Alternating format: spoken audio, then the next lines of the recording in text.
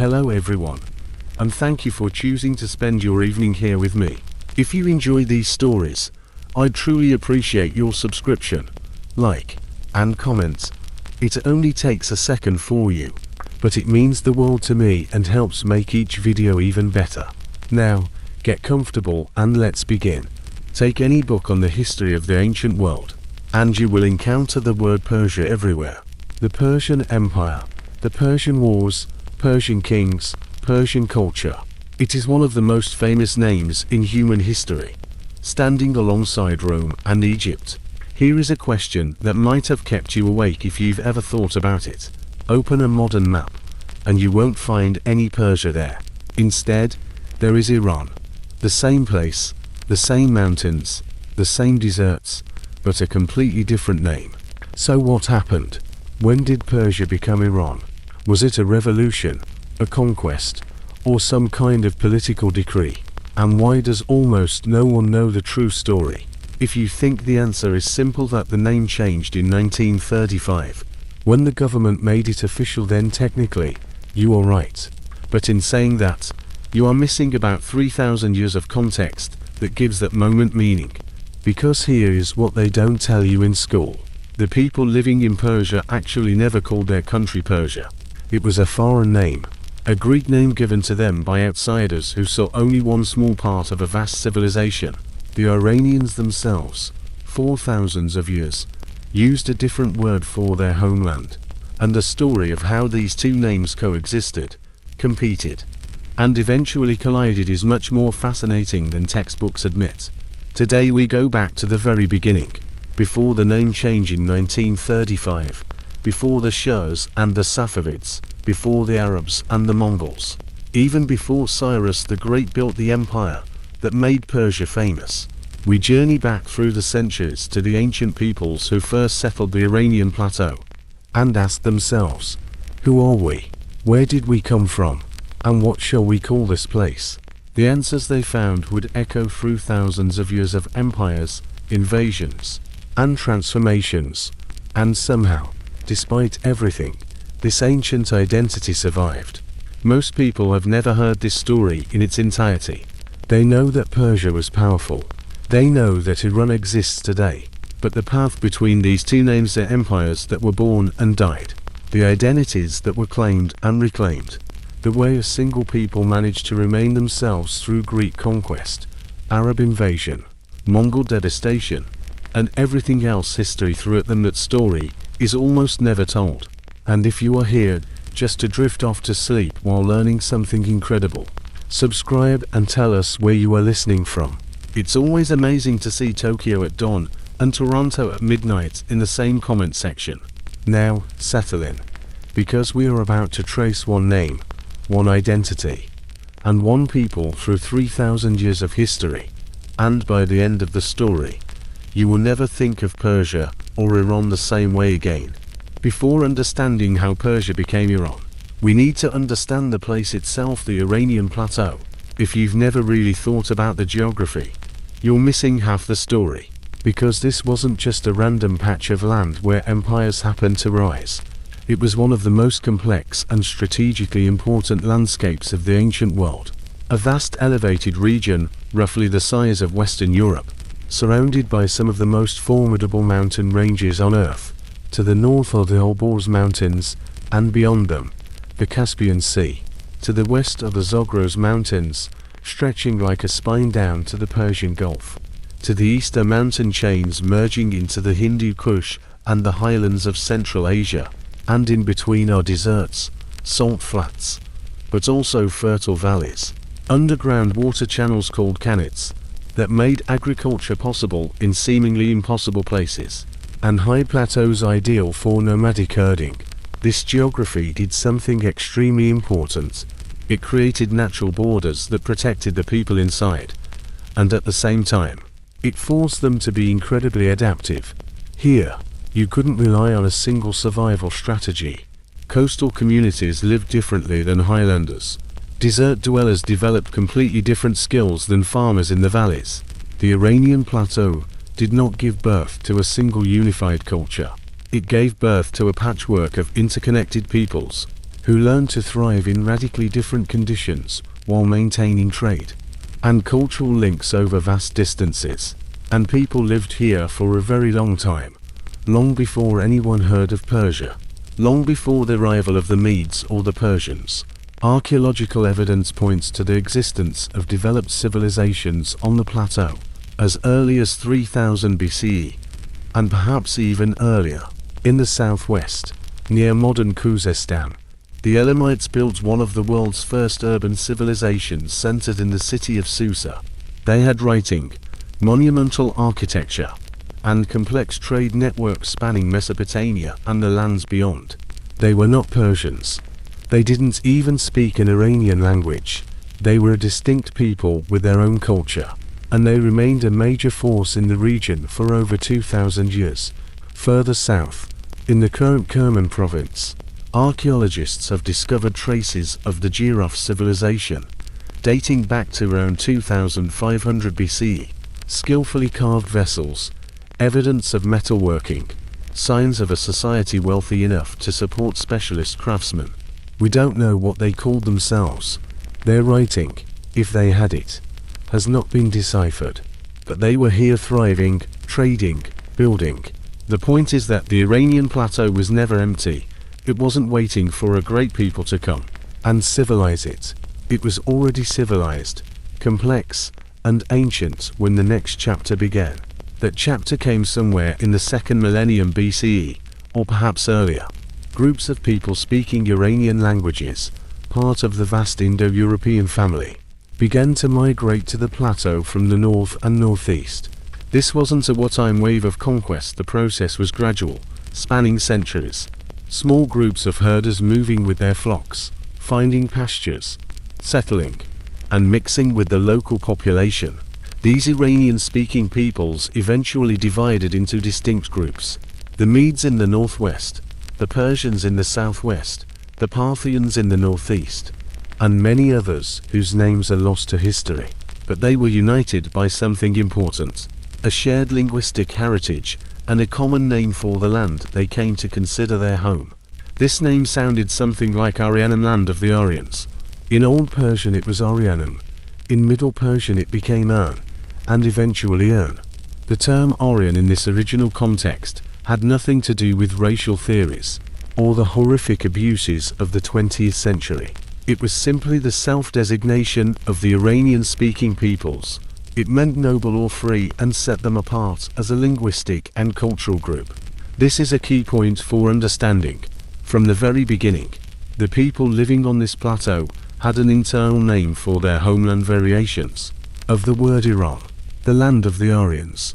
They used this name in their inscriptions, poetry, and royal decrees. This was their identity, their right to this land. But the outside world, and especially the Greeks, who would later write the history that shaped Western memory, did not call this land Iran. They focused on one specific Iranian group, the Persians, who built the most famous empire, and they named the entire region Persia after the province of Pars in the southwest. Two names for one place, internal and external, and for the next 3,000 years, these two identities would coexist, compete, and tell completely different stories about the same civilization. Or so it seemed. The Medes were organized into tribes, each with its own leader, territory, and interests. They bred horses in high mountain valleys and controlled vital trade routes between Mesopotamia and Central Asia. The Assyrians knew about them, took tribute from them, and periodically launched punitive expeditions to remind them who held the real power. But the Medes were scattered. No single Median leader could challenge Assyria, because there was no unified Median state, only a collection of tribes that ultimately collaborated and feuded. Then, according to the Greek historian Herodotus, writing a century and a half later, something changed.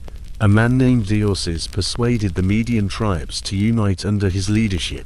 He built the great capital of Ecbatana, modern Hamadan, with 7 concentric walls, each painted a different color.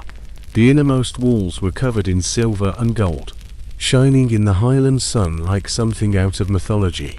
Deiosis proclaimed himself king and created the first unified Median state. Except we don't actually know if this is true. This is the problem with the Medes. They left almost nothing behind. No extensive written records. No great libraries like the Assyrians. No monumental inscriptions announcing their deeds in their own words. Almost everything we know about them comes from external sources. Herodotus, writing long after the fall of their empire, Assyrian chronicles, mentioning them only as tributaries, or a periodic threat, later Persian inscriptions that acknowledge the Medes as predecessors but don't go into detail. Modern archaeology has found some traces of Median settlements in Hamadan, but nothing like the spectacular city of 7 walls described by Herodotus. There are fortifications, administrative buildings, evidence of a large settlement, but was Ecbatana a capital in our sense, a centralized administrative hub governing a vast empire? Or was it just one of many important centers, the residence of a particularly successful tribal confederation? Scholars still debate this. Some believe the Median Empire was indeed a true centralized state, a direct predecessor to the Persian Empire. Others believe it was more of a loose alliance of tribes collaborating for military purposes, but never uniting politically. The truth probably lies somewhere in the middle, changing over time as leaders with different abilities rose and fell. What we know for sure is what happened around 612 BCE. This event was so massive and world-shaking that everyone wrote about it. The Medes, under the leadership of King Cyaxares, formed an alliance with Babylon, another power tired of Assyrian dominance. Together they besieged Nineveh, the Assyrian capital, a city that seemed invulnerable, the heart of an empire that had terrorized the Near East for generations.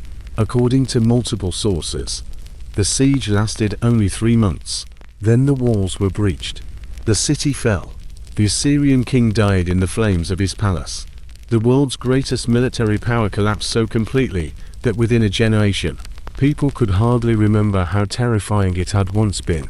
The Medes did not do it alone. Babylon played an equal or even greater role.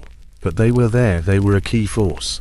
And after the victory, they claimed a significant portion of former Assyrian territories. Suddenly, these mountain tribes were in control of an empire stretching from eastern Anatolia through the Zagros Mountains and beyond. They became a great power, a force that neighboring kingdoms were obliged to respect and fear. What did the Medes call their kingdom? We have no documents from them, but linguistic data and later Persian sources suggest that they used the same ancient name, the land of the Aryans. Their identity was rooted in the same linguistic and cultural heritage as that of other Iranian peoples scattered across the plateau. They were not yet Persians, but they spoke a closely related language, worshipped similar gods, and organized society according to similar principles. The Greeks, who were only just beginning to encounter these Eastern powers, could hardly distinguish between them. For early Greek authors, both the Medes and the Persians were simply Eastern barbarians. Some Greek sources use these terms almost synonymously. Others realize that the Medes were first, that they were the dominant group, but the distinctions remained hazy. They were all people from that vast, mysterious region beyond the eastern horizons of the Greek world. The Median Empire, however it is defined, existed as a great power for about 70 years, perhaps even less. Here, the problems with sources become truly frustrating. We do not know exactly how their administration worked. We know little about their culture, literature, or daily life. We can only assume certain things based on what came later on Persian customs that likely had Median roots. The use of the ancient Elamite language for administrative purposes, certain styles of palace ceremonies, the organization of the empire into provinces called satrapies, though we are not certain that it was the Medes who introduced this system. What we do know for sure is that the Medes had vassal smaller kingdoms and tribal groups that recognized Median supremacy while maintaining local leadership. And one of these vassal groups lived in the southwestern part of the plateau, in a region called Parsa. The Greeks would later call it Persis. It is known to us as the province of Fars. These vassals called themselves Persians, and they were going to change everything, because empires built on an alliance of tribes are inherently unstable. They depend on the personal authority of successful military leaders. When a strong king dies and a weak one takes his place, vassals begin to consider whether it is time to realize their own ambitions, whether the time has come to stop paying tribute and start collecting it themselves. Around 550 BC, a Persian king named Cyrus decided he had had enough of being someone's vassal, and the world was never the same again. Cyrus was the king of Ancient, a Persian territory in the lands of what is now Fars province. He ruled as a vassal of the Median king Astyages, his grandfather. According to some traditions, this order was supposed to be unshakable. The Persians paid tribute, the Medes provided protection and mostly did not interfere in their affairs. Everyone benefited, but something went wrong. Perhaps Astyages demanded too much. Perhaps Cyrus was simply extraordinarily ambitious. Perhaps, as Herodotus claims, there were prophecies, dreams, and palace intrigues involving an attempted infanticide. We do not know what actually sparked the conflict. We only know that, around 553 BC, Cyrus rebelled. He refused to send tribute. He began to gather support among other Persian tribes and dissatisfied Median nobles. Astyages responded by sending an army to suppress the rebellion. Only the army went over to the side of the enemy, or at least a significant part of it. Sources differ on the details, but the result is clear. In just a few years, by 550 BC, Cyrus defeated Astyages, captured the Median capital of Ecbatana, and proclaimed himself ruler of what had been the Median Empire. It is here that Persia enters world history not as a self-designation, but as an external label that would stick for 2.5 millennia. The Greeks, who were only just beginning to closely follow events in the East, called Cyrus's homeland Persis. This came from Persa, the Persian name for the region. To the Greek ear, it sounded like Persis, and they extended this name to the entire empire. It did not matter that Cyrus now ruled Medes, Babylonians, Elamites, and dozens of other peoples. It did not matter that his empire stretched across territories with completely different cultures and languages. The Greeks called it all Persia because the ruling dynasty came from Pars, and this name entered the Western consciousness so deeply that it survived the empire itself by thousands of years. But Cyrus did not stop at Median territories. Perhaps he could not. When you overthrow an empire using military force, you create a momentum that is hard to stop. Your soldiers expect rewards. Your new subjects must be convinced that you are strong enough to hold power. Neighboring kingdoms begin to calculate whether you are a threat or an opportunity. So Cyrus kept moving. Within a decade, he conquered Lydia in western Anatolia, which brought him into direct contact with the Greek city-states of Ionia. He pushed east into Central Asia, subjugating the Iranian peoples living in what is now Afghanistan and beyond. And then, in 539 BC, he achieved a conquest that echoed through history, transforming him from a successful military commander into a figure approaching the mythological. He took Babylon, the city that had helped destroy Assyria, one of the greatest cities in the world, with walls so massive that ancient authors claimed chariots could pass each other on their summit. The city with centuries of history, immense wealth, and a population that considered itself the pinnacle of civilization. Cyrus captured it almost without a fight. The Babylonian king Nabonidus had turned his own priests and people against him. When Cyrus arrived, a significant part of the city welcomed him as a liberator rather than a conqueror. Here, the Cyrus cylinder enters history. It is a clay cylinder covered in Akkadian cuneiform, now in the British Museum, made by order of Cyrus after the conquest of Babylon.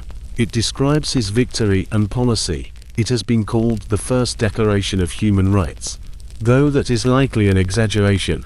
In reality, it is a tool of propaganda statement of Cyrus's legitimacy addressed to his new Babylonian subjects.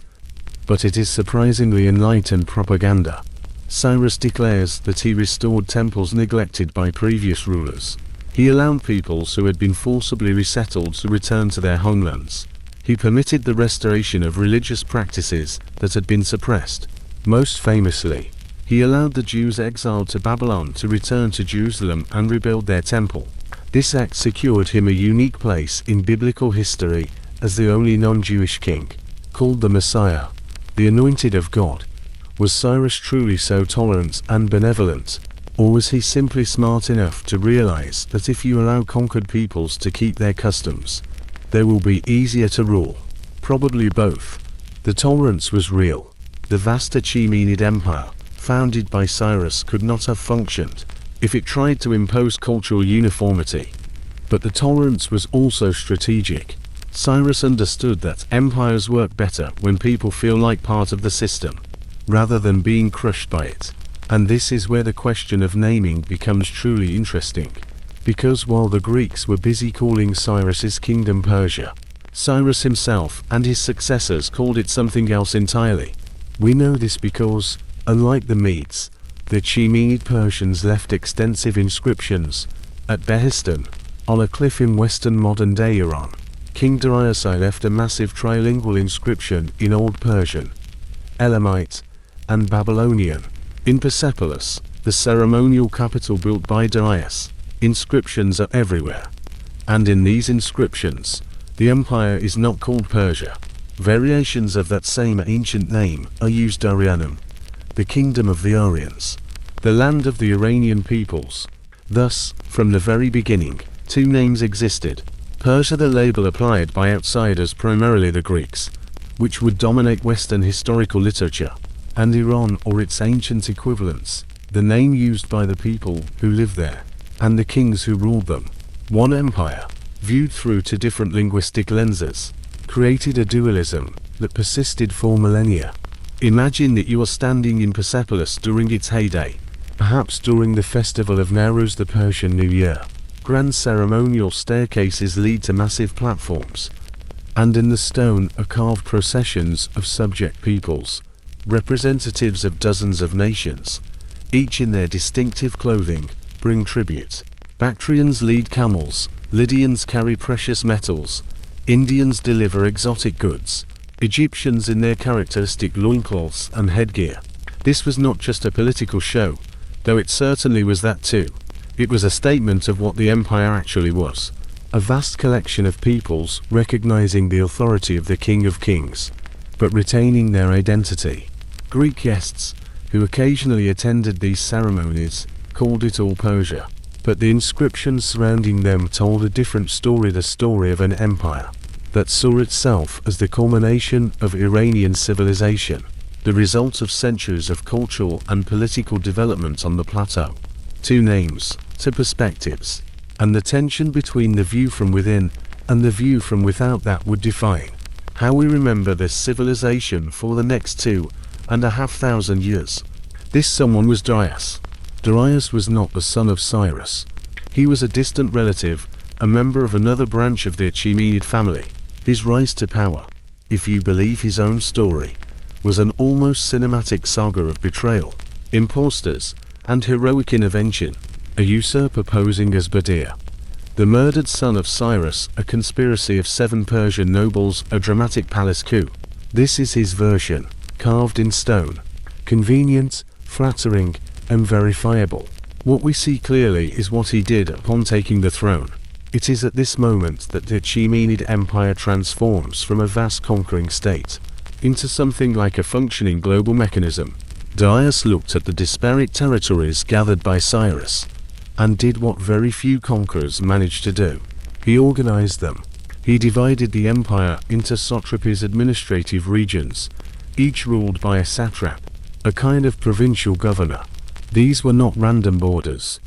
Usually, they followed old political and cultural regions: Lydia in Anatolia, Babylonia in Mesopotamia, Egypt in the Nile Valley, and so on. Each satrap collected taxes, recruited troops, and ensured the enforcement of the royal will. But Darius did not just hand out these positions in hopes for the best. He built in a system of checks and balances. There were royal inspectors, the eyes and ears of the king, who could travel anywhere, show up without warning, and report directly to the court. There were separate military commanders who did not report to the satrap. There were royal treasures that the satraps could not easily plunder. It was a system designed to give local elites a sense of power, while ensuring that none of them could easily break away. To tie it all together, Darius turned old trails and caravan routes into a main artery, the royal road, from Susa in Elam through Mesopotamia, up through Anatolia to Sardis by the Aegean Sea. This road stretched for almost 2,700 kilometers. It crossed mountains, rivers, and deserts. Along it, Darius placed stations at regular intervals, points where messengers could rest, change horses, and pass on dispatches. It is here that the Achaemenid postal system appears. The Hungarian royal couriers traversed this route at a speed astonishing for that time. Herodotus described them in one of his most famous phrases: "Neither snow nor rain nor heat nor gloom of night stays these couriers from the swift completion of their appointed rounds." Centuries later, this description would be borrowed by modern postal services far beyond the borders of Iran, without the Persians ever knowing. The idea was simple. If the King of Kings could receive information from the fringes of his empire in days or weeks instead of months, he could react to threats before they turned into full-scale rebellions. The roads served not only for trade, they served for control. Along with the roads and satrapies came money. Darius introduced standardized coinage, the famous gold daric and the silver siglos. Previous empires used metal by weight, local coins, or barter. Darius did not abolish these practices overnight, but his coins provided a common reference point. Soldiers could receive pay in a currency accepted from Egypt to Central Asia. Taxes could be calculated in standard units. Merchants could carry wealth in their pockets rather than in ox carts. You can literally feel the empire transforming from loosely connected kingdoms into a unified economic zone. And over all this, literally and figuratively, loomed the great manifesto of Darius, the Behistun inscription. High on a cliff in western Iran, Darius ordered a relief to be carved. It depicts him as a victor, placing his foot on a fallen rebel, while other insurgents stand before him in chains. On the image, a long text runs in 3 languages. In it, Darius tells you who he is. "I am Darius the Great King, King of Kings, King in Persia, King of countries, son of Hystaspes, grandson of Arsames, an Achaemenid." He lists his lineage, his god Ahura Mazda, and his victories over the rebels who allegedly lied and pretended to be legitimate kings. He claims that he restored order, punished deceit, and brought justice. It is history, but it is also an advertisement. It is the official version of how power should be understood. For centuries, travelers passing through these regions saw this inscription towering over them, a constant reminder that whatever local political affairs they were engaged in, real power came from the Achaemenid king and from the Iranian center that bore him. And yet, while the Achaemenids were creating this image of a universal empire, another story was being written far to the west, a story that would define how most of the world remembers them, the story of the Greeks. By the time of Darius, the Achaemenid frontier had reached the Aegean Sea. Greek city-states in Ionia, in modern-day western Turkey, found themselves paying tribute to this distant king of kings. Some cooperated, some resented it. Under Darius, a rebellion broke out, the Ionian Revolt. It failed, but it drew mainland Greece into the orbit of Persian influence. Darius decided to teach them a lesson.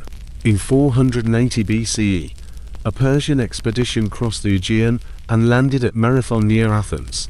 What followed became one of the most famous battles in Western memory. The Athenian army, significantly outnumbered according to Greek sources, attacked the Persians and somehow defeated them. The details are contested, but the propaganda is not. For the Athenians, Marathon became a symbol. Small free citizens defeating the vast forces of an Eastern autocrat. 10 years later, under Darius's son, Xerxes, the conflict escalated. Immense bridges over the Hellespont, excavated canals, colossal armies if one believes the Greek sources. Again, the numbers are almost certainly exaggerated, But the scale was real. Greek cities that had feuded for generations suddenly faced the possibility of turning into just another satrapy. The battles that followed Thermopylae, Salamis, Plataea became the foundational myths of the West in the later European narrative. A handful of Spartans dying to the last man in a mountain pass, a brilliant naval ambush in the straits near Athens, a final victory on land that pushed the Persians back. For the Achaemenids, these were frontier conflicts on the far western fringe of a vast empire. For the Greeks, they were existential battles. And it was the Greeks who wrote the books that would be copied, reread, and studied for centuries in Europe. At the center of this Greek narrative stands Herodotus. Writing in the 5th century BCE, he is often called the father of history. He traveled, interviewed witnesses, collected stories, and then tried to weave them into a coherent account of how the world dominated by Persia arose, and how tiny Greek communities fought back. Time and again, he calls the Achaemenid Empire simply Persia, and its people Persians. He describes their customs, their roads, their postal system, their kings. He admires some things and criticizes others, peppering his tale with anecdotes that may or may not be true. But in his telling, the empire is defined by the people from past Persia, not by the broader Iranian world, and certainly not by the empire's own name. Later Greek and Roman writers followed his lead.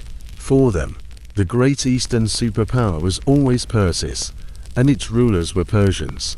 Even long after the fall of the Achaemenid dynasty, any empire led by Iranians, the Parthian, the Sassanid, was squeezed into the same label, Persia. Thus, for more than 2,000 years, this memory took root in European languages. Greece, Rome, Persia, a triangle of identities where one side acted as the East and the other as the West. The irony is that, within the empire itself, the Achaemenid vision was far more pluralistic and universal. Darius and his successors did not see themselves simply as kings of the Persians. In their inscriptions, they are kings of all peoples, rulers of this great earth. Wide and far-reaching, they listed subject nations not as a faceless mass, but as distinct communities: Medes, Elamites, Babylonians, Egyptians, Lydians, Indians, Sogdians, and many others. Reliefs in Persepolis show each delegation in its own costume, with its own specific gifts, with a Persian official often leading them by the hand rather than dragging them in chains. In the Achaemenid worldview, the court at Persepolis, or Susa, was not the center of Persia proper, but the axis of a world empire headed by an Iranian dynasty. Persian nobles held privileged positions, but Armenians were generals, Medes were administrators, Babylonians were scribes, and Egyptians managed temple finances. The empire was a multi-layered mosaic, not a monolith. To call all this simply Persia is to look through a Greek lens, narrow, competitive, obsessed with wars happening on the outskirts. From the inside, the picture was different. A universal monarchy ruling lands in many languages, Iranian in leadership, but a multinational cosmos. This tension between internal and external names, between Iran and Persia, would only intensify in subsequent centuries, because the order built by Darius and Xerxes, the network of satrapies, roads, coins, and couriers, was not eternal. In the 4th century BCE, another ambitious young king would appear in the West, one who grew up on Greek stories of Persian hubris and Greek heroism, one who decided to flip the script and take the war east, into the very heart of the empire that once threatened his world. Alexander would destroy the Achaemenid state, but he would not erase the Iranian idea lying at its core. When Alexander finally came, the Achaemenid empire was not a pile of ruins. It was wounded, exhausted by palace intrigues and regional rebellions, but it still remained the largest political mechanism on earth. He was 22 years old. He grew up reading Homer before bed and perceiving Herodotus as a warning.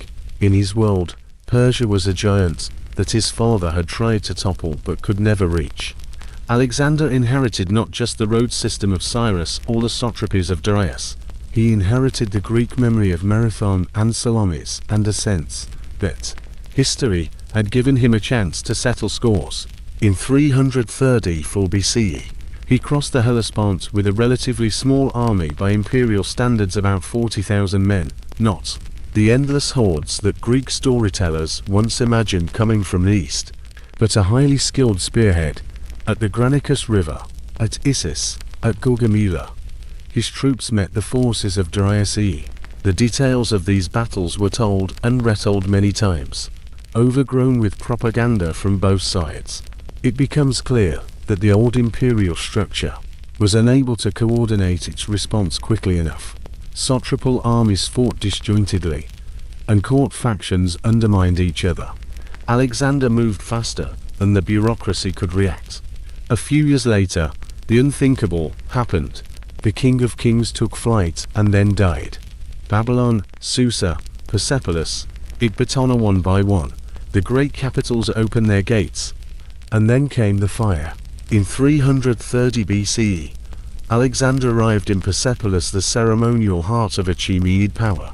The terraces, reliefs, and columns that had seen delegations of 30 subject nations with gifts now watched a foreign king ascend the steps of the Apadana. What happened next is unclear. Later Greek sources tell a story of a drunken feast where a hetera suggested burning the palace in revenge for Xerxes burning Athens. Alexander impulsively agreed. Torches were brought, curtains caught fire, and flames ran across the wooden roofs.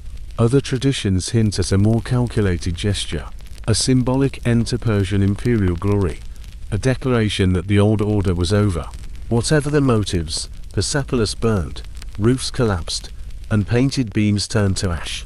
The stone reliefs survived, scorched and blackened, but the inner life of the palace complex vanished. It might seem that this was a sharp break, the old empire destroyed, a new conqueror triumphant. But Alexander's subsequent steps complicate the picture, because he did not want to simply destroy Persia. He wanted to inherit it. Very quickly, Alexander began to present himself not only as a Macedonian military commander, but also as the successor to Darius. He adopted elements of Achaemenid palace ritual and occasionally wore Iranian-style clothing. He married Roxana, a noblewoman from Bactria, and later arranged mass weddings in Susa between his officers and women from Iranian aristocratic families. He kept the satrapy system. Often, he simply replaced a dead or disloyal satrap with another, sometimes a Macedonian, sometimes a local. He appointed Persian nobles to high positions. He visited Zoroastrian fire temples and, it is said, made offerings not as a convert, but as a king who understood that respect for local gods was part of ruling a people. In his short life, one can see an experiment with something new, a fused monarchy, Greek Macedonian on one side and Iranian Achaemenid on the other. Not everyone liked this. His Macedonian companions grumbled at the sight of their king adopting Persian customs, and expecting proskinesis, a ritual bow from them, as if they were Eastern courtiers. Alexander tried to stand at the center of a mixed world, but the edges continued to pull in different directions. Then, at the age of 32, he died in Babylon. Fever, poison, complications from old wounds, no one knows for sure. All that is known is that the empire he carved out in a decade was too vast for a single successor to hold. His generals, the Diadochi, divided it like a carcass. Out of this chaos, a new ruling house emerged over much of the old Iranian center, the Seleucids, named after Seleucus, one of Alexander's generals, who managed to secure Babylon and then most of the eastern territories. On paper, the Seleucid Empire was Greek. The court language was Greek. The rulers bore Greek names: Seleucus, Antiochus, Demetrius. They founded cities with Greek institutions and Greek names: Seleucia on the Tigris, Antioch, and dozens of others. They minted coins with Hellenistic imagery. Philosophers and poets from the Greek world found patronage in their courts. But look at a map, and you will immediately see the irony. Most of their territory was not Greek at all. It was the same vast Iranian Middle Eastern world that the Achaemenids had ruled. Mesopotamia, Syria, part of Anatolia, and, Most importantly, the Iranian plateau. Daily life did not become Greek overnight. Imagine a small valley in what is now Fars or Media. A Seleucid king in distant Antioch issues decrees in Greek. A governor, perhaps with a Greek name but married to a local noblewoman, sits in a fortified city. In the market, Greek merchants haggle over silk and spices. But just a few hills away, in a stone structure, a Zoroastrian fire still burns. Priests in white robes maintain the flame, reciting prayers in Avestan and old Iranian dialects. Peasants bring offerings, whispering requests for a good harvest in their own languages. Children grow up on stories of Jamshid and Zahak heroes and kings, whose names never appear in Greek chronicles. It is here that something subtle but decisive survives the Iranian way of perceiving the world. Later texts would call the ideal Iranian kingdom Ernshada, realm of the Iranians. Under the early Seleucids, this word was not yet stamped on coins or carved into cliffs, but the idea of a cultural zone defined by language, law, religion, and memory did not disappear along with the Achaemenid state.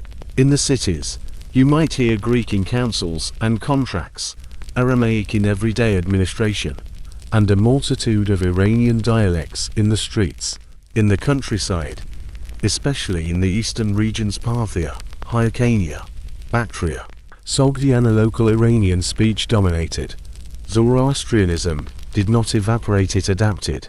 Temples continued to operate, and fire cults persisted. Magi from priestly families performed rituals, sometimes with the king's support, sometimes under the patronage of local nobles who did not care whether a distant monarch's decrees were written in Greek or Old Persian, as long as their estates remained intact. Many noble families simply survived the transition. They served the Achaemenid kings, then Alexander, then the Seleucids. The names at the top changed the underlying structures. Land ownership, the rural community, religious life shifted more slowly. The Seleucid period can be imagined as a palimpsest. On the top layer Greek cities, gymnasiums, theatre festivals, coins with Athena and Apollo. Beneath Iranian clan networks, Zoroastrian traditions, tales of kings and heroes, an inherited sense that this land between the Zagros and the Hindu Kush was not just territory, but a homeland. Hellenism met Zoroastrianism not as equal partners, but as overlapping systems. Some local elites sent their sons to Greek schools and gave them Greek names alongside Iranian ones. Others remained within the traditional circle. In some regions, hybrid practices emerged. Greek deities were interpreted through an Iranian prism, and Iranian gods were assigned Greek equivalents. Over time, this created a complex cultural texture. Bilingual inscriptions, coins with Greek legends issued by Iranian rulers, and Iranian gods worshipped in temples with Hellenistic architecture. And yet, the further east you move from the Mediterranean, into the older Achaemenid core, the weaker Seleucid power becomes. Part of it was geography. The deeper into Iran and Central Asia, the harder it was for a Western dynasty to ensure direct control.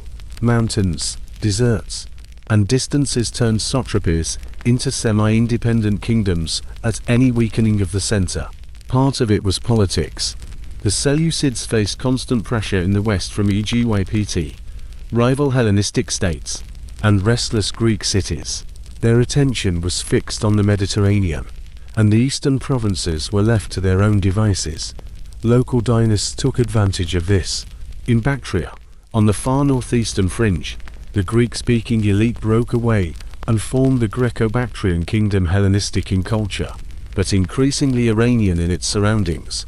In Parthia, a steppe and hilly region east of the Caspian, Iranian-speaking nobles watched closely. They saw that behind the Greek facade, power could be seized. In these eastern lands, the memory of an empire under Iranian leadership did not die with Darius I. It lived on in oral traditions, court ceremonies, and in the very terms people used to denote the king and the kingdom. Some of these ideas would crystallize over the next century into something new, an explicitly Iranian dynasty rising within and then against the Seleucid world. As Seleucid governors in the east, became more autonomous, Greek cities turned inward, and royal armies struggled to reach distant frontiers, conditions were quietly ripening. The sacred fires were still burning. The old languages still echoed in markets and mountain villages. The notion that this was fundamentally an Iranian land, the future Iran, was biding its time. Soon, horsemen from the northeast, speaking an Iranian language and led by chieftains with modest titles, would begin to claim more, first local power, then regional, and finally imperial. The century of Greek political dominance on the Iranian plateau was already beginning to crack, even as Greek merchants were still counting their coins in busy Seleucid bazaars. In this widening gap between appearance and reality, between Greek rule and Iranian continuity, the Parthian revival was to be born. When you first hear their name, it seems almost like a footnote. The Parthians, not as famous as the Persians, not as romanticized as the Spartans or the legions. But if you lived on the Iranian plateau in the 3rd century BCE, they would be a rumor carried by the wind. Horsemen from the northeast, clan leaders who weren't impressed by Greek titles. Their story begins far from marble colonnades and coastal cities.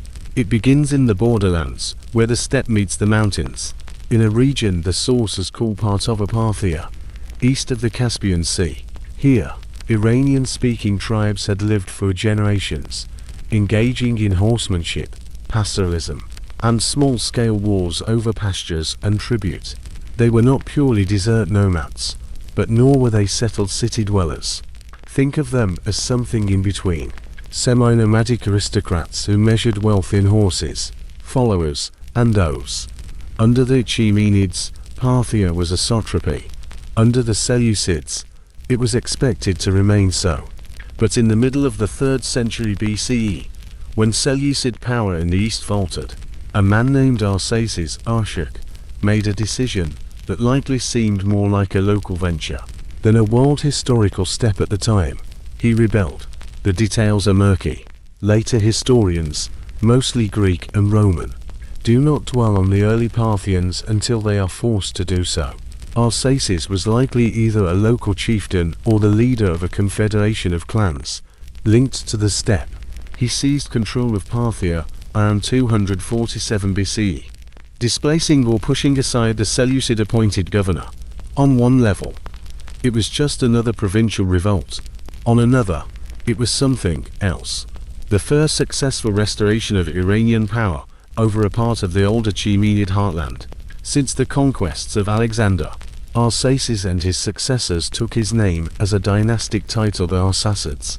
At first, their holdings were small, wedged between other powers. The Seleucids to the west, the Greco-Bactrian rulers to the east, and nomadic groups beyond the borders. But time was on their side. Seleucid kings were busy fighting each other. Battles in Syria, in Anatolia, everywhere except the place that would eventually matter most, the interior of Iran. While crowns changed hands in Antioch, the Arsacids did something deceptively simple.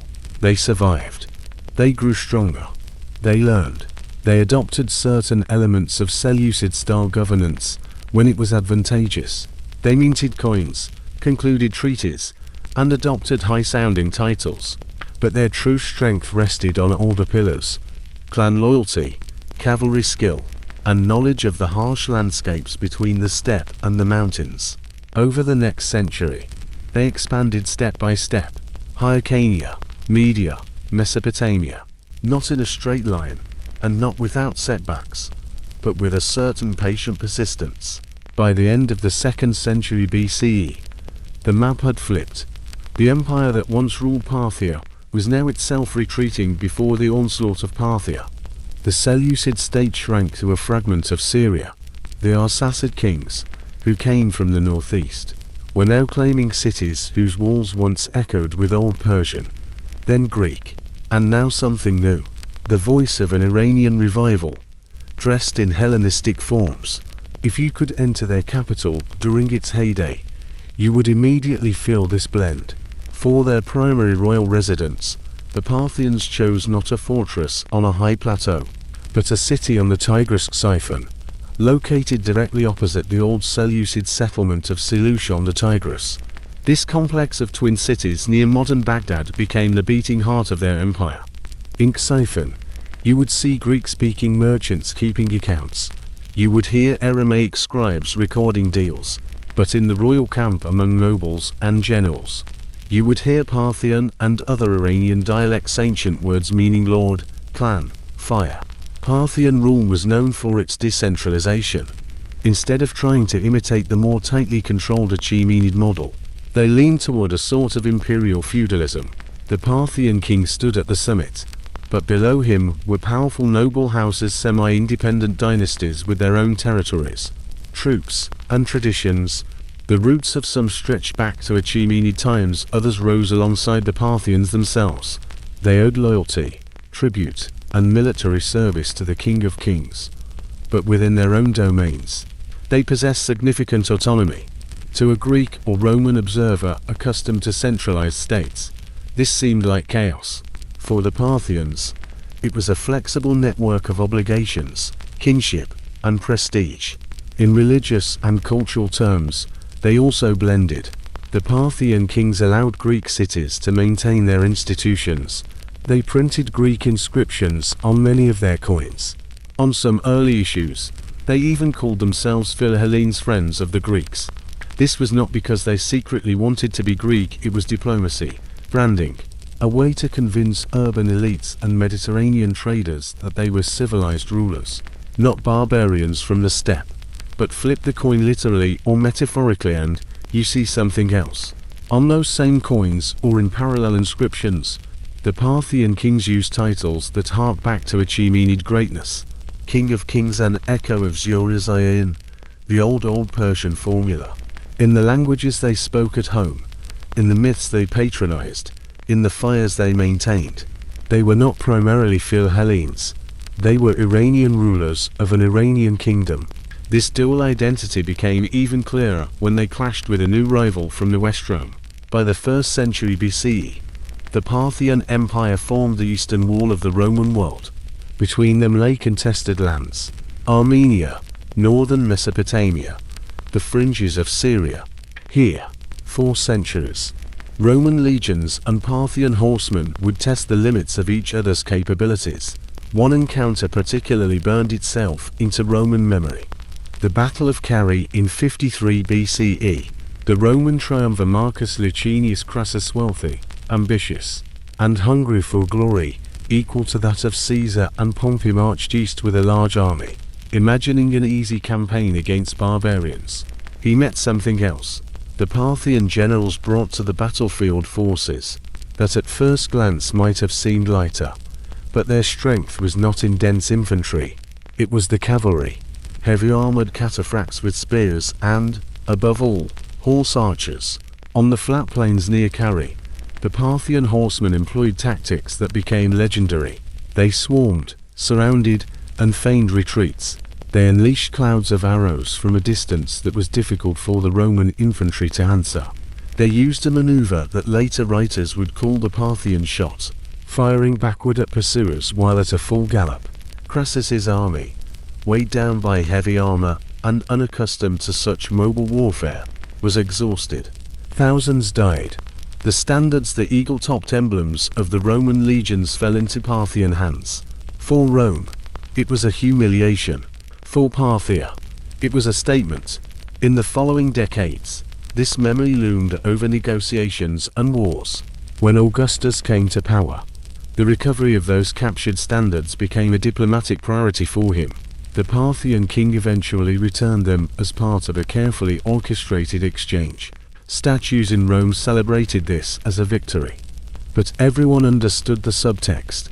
Rome might dominate the Mediterranean, but in the east, there was another empire, just as proud and just as ancient in its self-awareness. And beneath this imperial rivalry, something quieter continued. The names, Latin and Greek writers continued to call the great eastern power Parthia or Persia. For them, Persia was a convenient shorthand for the entire Iranian world. Even though by this time past the region of Fars was only one part of a much vaster landscape, dominated by the Parthians. But internally, Among the Iranian elites, another term was slowly crystallizing. Words related to Aryan Arya, Eran had long been used in Iranian languages to distinguish our people and our lands from others. Under the Arsacids, these words did not yet appear in grand stone proclamations the way they would under the Sassanids, but they circulated in oral tradition, legal language, and self-description. The idea of an Iranian world not in the modern national sense, but as a cultural and religious sphere was gaining strength. Part of this strength was religion. Zoroastrianism under the Parthians was not a centralized church with fixed scriptures and hierarchy. It was a network of traditions, fire cults, priestly families, and ritual practices that varied by region, but shared common roots. Parthian nobles founded fire temples. Sacred flames burned in their estates, their capitals, and their border fortresses. Priests recited hymns in Avestan and Middle Iranian dialects, preserving cosmological ideas reaching back to pre-Achaemenid times. A universe divided between truth and falsehood, light and darkness, Ahura Mazda and his adversaries. Much of what we know today as the Avesta was then still mostly oral, memorized, chanted, and passed from master to student. Written manuscripts might have existed in some form, but the primary archive was human memory.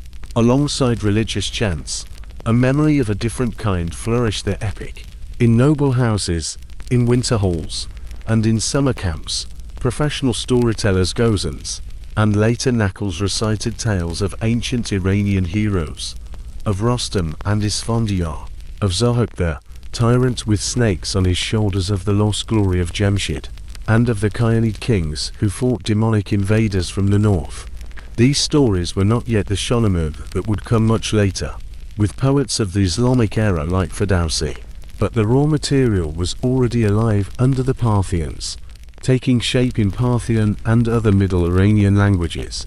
In a world where Greek remained the prestige language of many cities, and Latin inscriptions would one day dot the western fringes, these epic cycles did something important. They maintained the belief that the deepest stories of this land were not about Achilles or Aeneas, but about Iranian heroes and Iranian kings fighting to protect Iran from Iran versus non-Iran.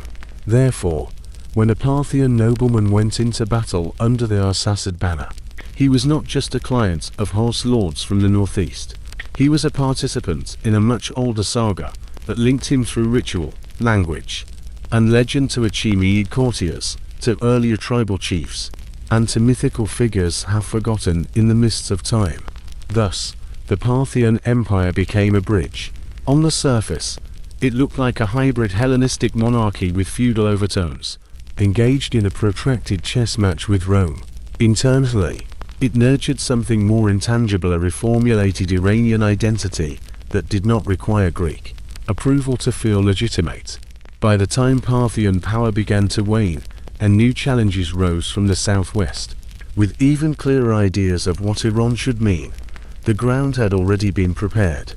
The sacred fires still burned. The epic stories were still sung. The phrase King of Kings found new lips to utter it. The next dynasty would carve into stone a word that until then had lived mostly in tales and prayers. Iran Shah, the realm of Iran. And from that moment on, Iran would cease to be just a feeling and begin to become an official name.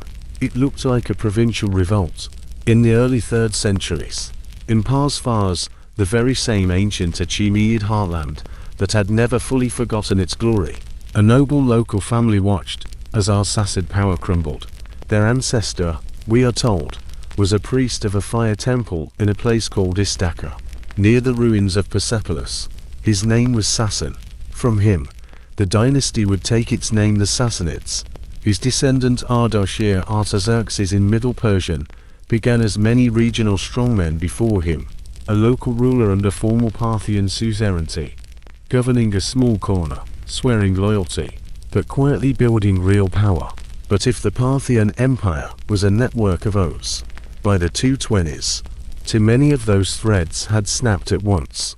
Noble houses were fighting their own internecine wars. Rome was pressing the western borders. Internal disputes over succession had weakened the Arsacid court. Ardashir saw this as his chance.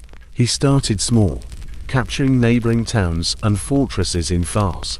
Then he moved further into Khuzestan and central Iran. Local nobility, tired of fragmentation, sometimes joined him, sometimes resisted and were absorbed by force. Initially, the Parthian king Artabanus might have seen this as merely the actions of yet another restless satrap who believed too much in himself. But Ardashir did not stop.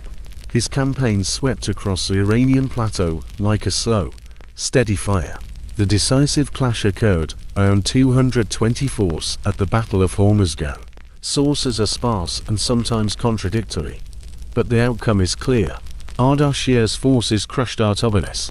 The last Parthian king fell on the battlefield, and with him fell centuries of Arsacid rule. In his place rose not just another house of steppe lords. Ardashir thought on a larger scale. After the victory, he did something telling. He did not just call himself king. He adopted a very specific title in an emphatically official form: Ancient Shahanshah of Iran, King of Kings of Iran. Here, for the first time in surviving royal proclamations, that ancient, semi-mythical word Eran moved out of songs, prayers, and private self-descriptions into the official language of empire.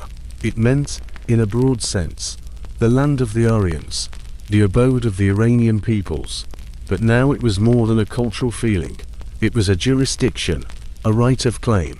On rock reliefs and in inscriptions, Ardashir and his successors did what the Parthians had not dared. They carved Eran, the realm of Iran, into stone. At Nakshi-Rostam, the ancient necropolis of the Achaemenids, Ardashir ordered his story to be carved literally beneath the tombs of Darius and Xerxes.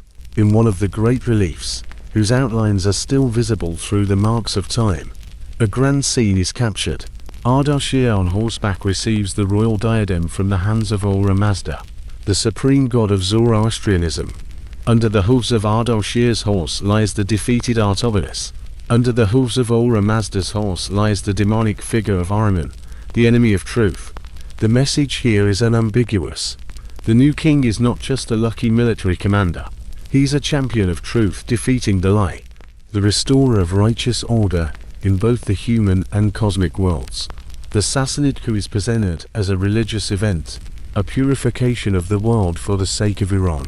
And this word Iran now has clear boundaries.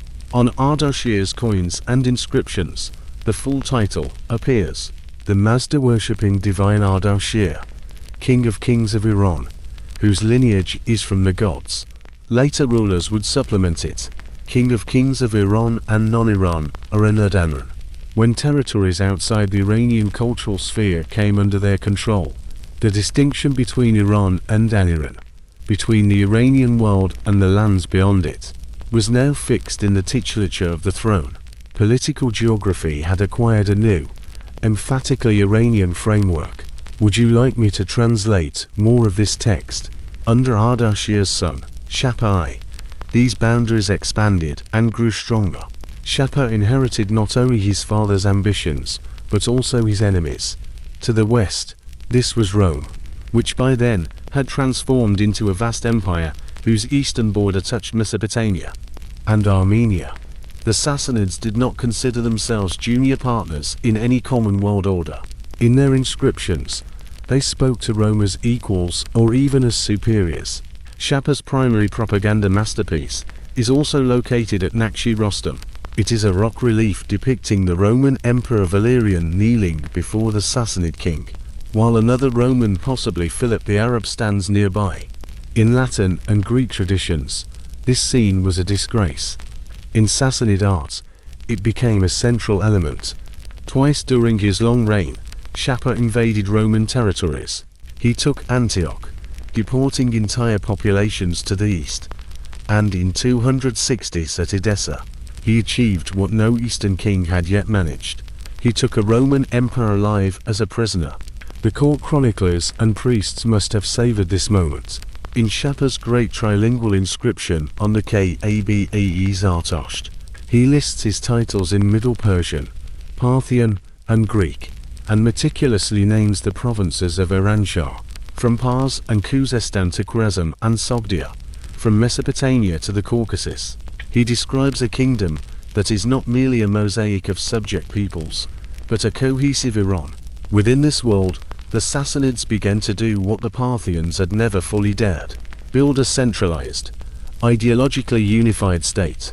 The core of this project was religion. Under the Sassanids, Zoroastrianism became a true state faith, not just a network of fire cults, but a structured church with high priests, councils, and a canon. Priests, called Mobeds and Herbads, occupied influential political posts.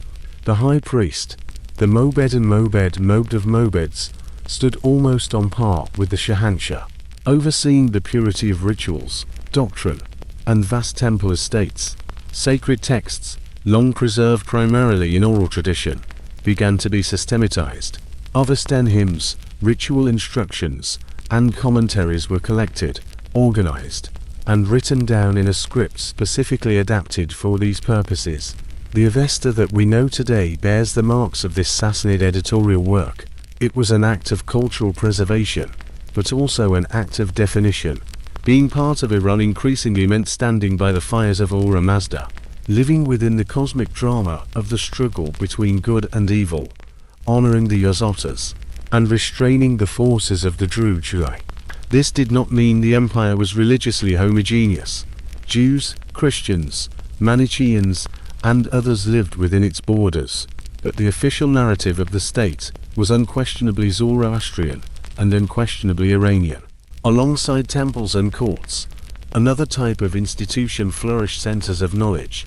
One of these stands out particularly in the memory of posterity: the Academy of Gundishapa Khuzestan, part hospital, part university, part translation center. Gundishapa gathered physicians and scholars from all over Iran and beyond. Greek medical texts, Indian astronomical knowledge, local Iranian expertise, all of this mix there was translated into Middle Persian and Syriac, discussed and commented upon. Centuries later, under the early Islamic caliphates, many physicians from Gundishapa would pass this synthesized knowledge into the Arabic world, laying the foundation for the great scientific flourishing of the Abbasid era. However, even under the Sassanids, this was an important sign. The state saw itself not just as an empire of armies and taxes, but as a guardian of wisdom. Culture permeated the world through quieter paths as well.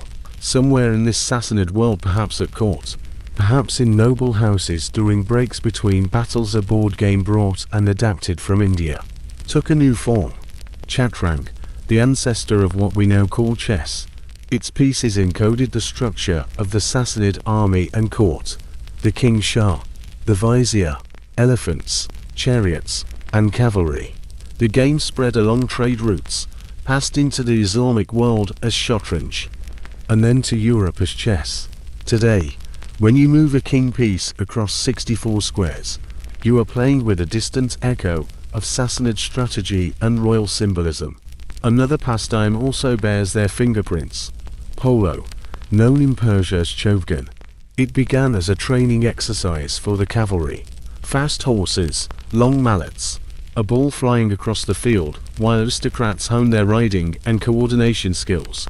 This became the favorite sport of the Sassanid elite, captured in later miniatures as a leisure activity of kings. From there, the game reached Central Asia, India, and ultimately, the hands of British colonizers. Modern polo clubs, pristine lawns, and polished mallets are the refined descendants of Sassanid equestrian games on windy plains. Meanwhile, on the borders, the centuries-old duel with Rome, later Byzantium, continued over Armenia, Mesopotamia, and the great trade arteries linking India, Central Asia, and the Mediterranean. Sassanid and Roman armies advanced, retreated, negotiated, and went back into battle. Cities such as Nisibis, Dara, and Vin changed hands, were fortified, besieged, and rebuilt. For Greek and Latin writers, the eastern enemy often remained Persia. For the Sassanid kings, they were the defenders of Eran against Eran. This was not just a convenient slogan, it shaped law codes, tax systems, and even urban planning. Fire temples, royal roads, provincial governors, marsbans, everything was woven into a picture where the world was divided into the radiant, ordered realm of Iran and the chaos beyond its walls. The epic tradition fueled this vision. Tales of the mythical Khayanid kings fighting Turanian enemies in the northeast were reimagined as the ancestral memory of Iran's eternal struggle against its foes. The line between legend and politics blurred when a Sassanid ruler declared himself the heir to the throne of the Khayanids or the Achaemenids. He placed his courts inside a history rooted in prehistoric times. This story of a sacred land, defined not only by cordons but by a shared culture and destiny, outlived the dynasty that promoted it. By the beginning of the 7th century, the Sassanid Empire was exhausted. Endless wars with Byzantium, internal coups, plague, and economic strain devastated the state. Brilliant rulers like Khosrow reformed tax systems and patronized the sciences, but their successors faced a world that was changing faster than their institutions could adapt. From the southwest, out of Arabia, a new force was rising, carrying a new religion and a new political model. When the first Muslim armies entered Sassanid territory, they did not invade a nameless land. They crossed the borders of Eran, a world whose people already considered themselves to belong to Iran. The dynasty would fall, but the word it had carved into rock, whispered in rituals, sang in epics, and minted on coins remained. Iran became something more than just a memory of Achaemenid glory, or a term for scholars in hidden manuscripts. It was a living official name, a civilizational idea strong enough to pass through conquest and continue its journey. When the blow finally fell, it was swift. Within a single generation, an empire that for centuries had shared victories and defeats with Rome disappeared. However, from the perspective of the early Muslim armies, this did not look like the collapse of some eternal superpower. It felt like a series of campaigns, each incredibly successful, building upon the previous one. It all began in the 630s. Arab tribes, recently united under the banner of Islam, crossed the borders of the lands the Sassanids called Iran. Some of them had previously served on these borders as mercenaries. They knew the terrain. They knew that the great empire to the north and east was staggering from wars and epidemics. The first major clash occurred in a place that would become legendary in Islamic memory, Qadisiyah, around 636. Sassanid armies, still imposing on paper, brought out war elephants, heavy cavalry, and noble houses with long traditions of command. The Arab forces brought with them mobility, cohesion, and something else harder to define: a fierce, simple sense of purpose clothed in a new faith. Sources do not agree on the details of what exactly happened on that battlefield. Later Muslim chronicles speak of a desperate multi-day battle, of driven-off elephants, and of shifting winds and dust. Most historians agree on the outcome. The Sassanid field army was defeated. After Qadisiyah followed the fall of Xiphon el-Madan to the Arabs, the great winter capital on the Tigris. Its palaces were plundered, its storehouses emptied, and its famous arch remained standing over a new order.